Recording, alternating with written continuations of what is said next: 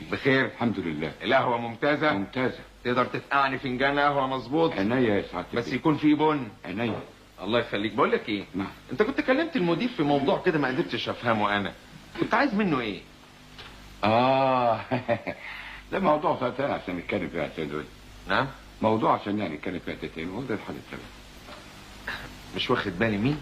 موضوع عشان نتكلم فيها تاني، هو ده السبب يتحدد عشان نتكلم هو يعني يقول فيه. انا ما عنديش ولا انا ماليش ذنب في الموضوع ده يا استاذ. موضوع ايه؟ الموضوع اللي اتكلمت فيه. بتاع ايه؟ بتاع المحكوم بالتوتين واتحدد فيها تاني. هو راح كلمه نفسه شخصيا، يعني كلموا بعض. مين اللي كلمه؟ الاستاذ عبد العظيم. اي كلمه وقال له ان في واحده تاني وهو هيتحدد فيه. وندهولي حتى سالوني، قالوا لي الاستاذ فضل كان واقف، قلت لهم لا.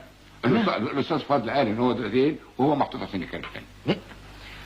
خلاص اعمل لي فنجان قهوة. حاضر. بس البن اللي فيها يكون بقى لا